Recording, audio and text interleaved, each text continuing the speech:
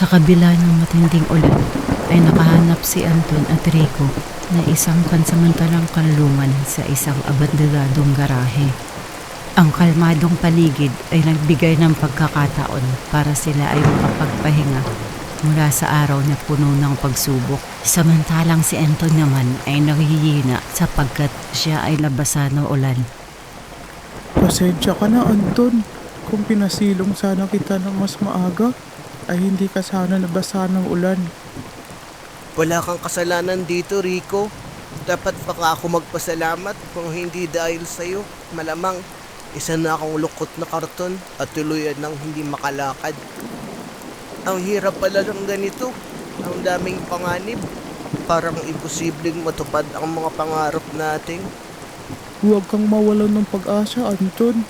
Marami mga hadlang, pero nandito tayo para pagtulungan. Hindi ka nag-iisa, Anton. Makailang sandali naman ay nakabalik na din si Sky mula sa paghahanap ng masisilungan. Sky, akala namin kung napaano ka na. Pasensya na mga kaibigan, natagalan ako sa paghanap ng masisilungan. Nagpasilong muna ako sa ibang lugar dahil ang lakas ng ulan. Mabuti at nahanap mo din kami, Sky. Oo, Anton.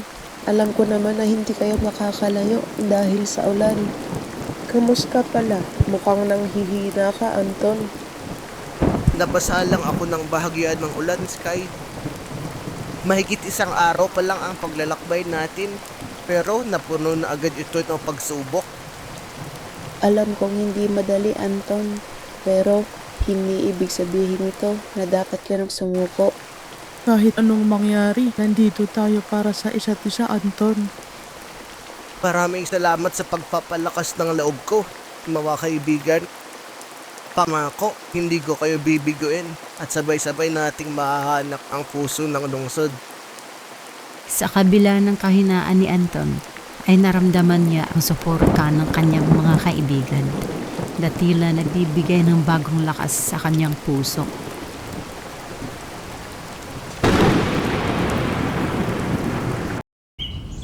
Ang sumunod na umaga ay araw ng bagong simula at pag-asa para kay Anton, sapagkat kahit may mga pagsubok siyang hinarap, ay nandyan pa rin ang kanyang mga kaibigan na handang tumulong at sumuporta sa kanya. Narating na rin nila ang sentro ng lungsod, isang lugar na puno ng buhay, liwanag at pag-asa. Ito na pala ang tinatawag na sentro ng lungsod. Oo, Anton. Medyo madami lang mga tao, kaya mas mag-ingat pa tayo. At dyan lang din sa likod ng plaza, ang puso ng lungsod. Kaunting lakad na lang mga kasama at makakamit na natin ang ating mga pangarap. Ngunit, madaming mga tao. Hindi ako maaaring magpakita sa mga tao ng ganito.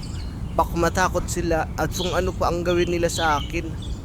Kailangan kong itago ang totoo kong anyo. Maraming yung mga tao doon sa may plaza.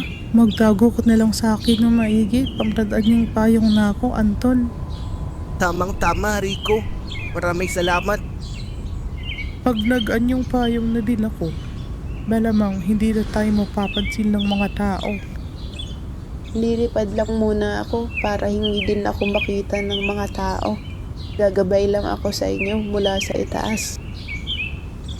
Sige mga kasama, ako na din bahala humiling sa puso ng lungsod ng inyong mga kahilingan. Si Sky, isang eroplano. At si Rico naman, isang malaking kanlungan. Tama ba mga kasama? Tama, Anton. Nagpatuloy na si Anton at Rico upang magtungo sa puso ng lungsod. Si Rico naman ay nadaan ng payong na hawak-hawak ni Anton. Sa layad na matakpan man lang ng bahagya ang tunay na anyo ni Anton. Ngunit ang tadhana ay may ibang plano. Sa isang hindi inaasahang pangyayari ay isang pagsubok na naman ang humadlang kay Anton. Ang lakas ng hangin! Anton! Ha? Ano klaseng nilalang yan? Halimaw! Umalis ka dito! Halimaw! Nagdadala ng malas ang mga nilalang na katulad mo. Wala kang lugar dito, Halimaw. Umalis ka na. Hindi po ako isang halimaw. Wala po akong intensyong masama sa inyo. Maawa po kayo. Umalis ka na, bago ka pa namin sunugin. Pagkatapos ipagtamuyan at saktan ng mga tao si Anton, ay pumunta muna siya sa isang sulok upang magtago. Ang kanyang katawan na karton ay nanghihina na, ngunit ang kanyang puso ay kasing tatag ng bakal. Hindi pwede na ngayon pa ako susuko.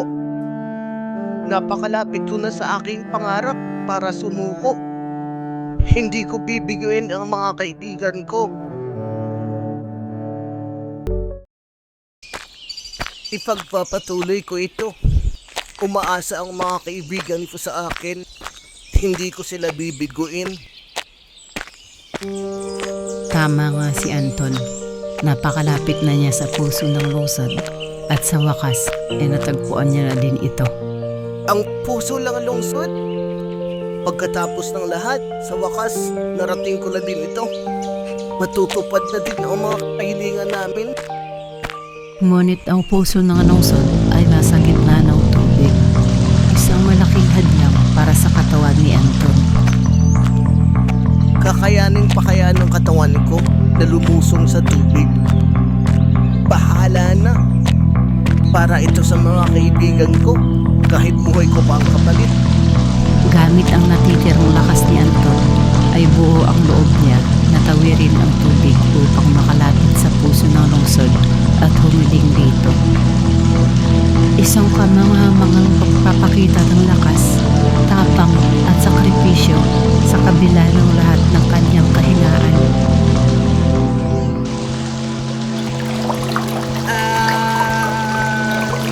Parang hindi nakakayanin ng katawan ko ito. Pasensya na, Sky. Rico.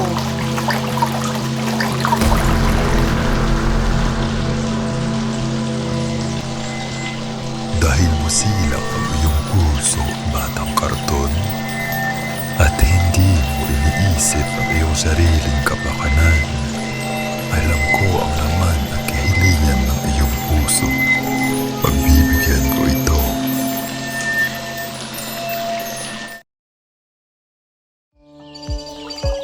Alam ng puso ng lungsod ang laman ng puso ng mga nilalang na lumalapit sa tubig nito. Kung kaya't pinagbigyan niya ang kahilingan ng puso ni Anton sapagkat ito ay busilak. Ano na ang nangyari? Ha? Anong nangyari sa katawan ko? Isa na akong totoong bata. Tinupad ng puso ng lungsod ang mga kahilingan ko.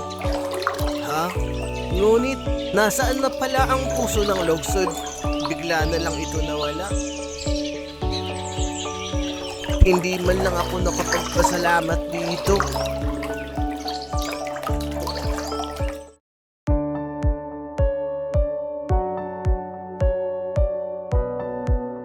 Magandang hapon po. Magandang hapon din sa iyo, iho. Parang ang gaan sa pakiramdam na hindi naagaw pansin ang aking anyo. Ha? Mukhang paparating na ang ulan.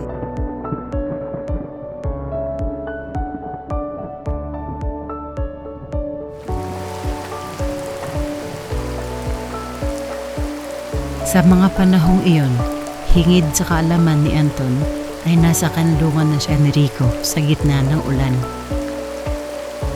Si Rico na dating isang sirang payong, ngayon ay isang kanlungan na nagbibigay ng silong at proteksyon sa lahat ng nangangailangan. Parang alanganin ng umalis ngayon. Dito na muna ako magpapalipas ng gabi.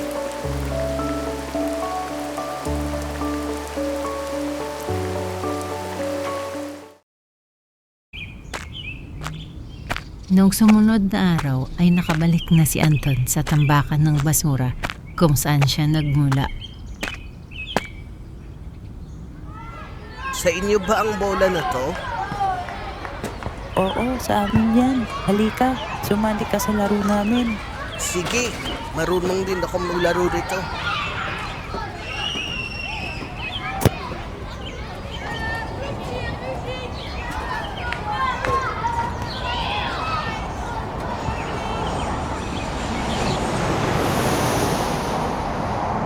Si Sky naman ay isa ng eroplano na mas mataas na ang lipad sa langit at naging simbolo ng walang hanggang posibilidad. Isang paalala na kaya mong abutin ang mga pangarap mo, gaano man ito kataas.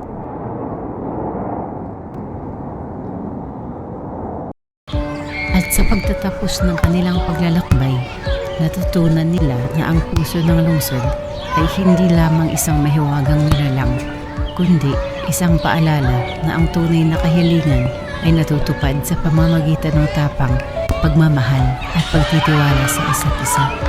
Ang tatlong magkakaibigan, isang batang karton, isang saranggola at isang payong ay naging higit pa sa kanilang mga material na anyo.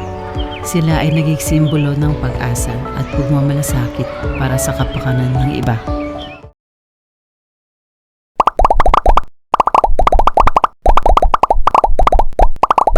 Polyworlds PH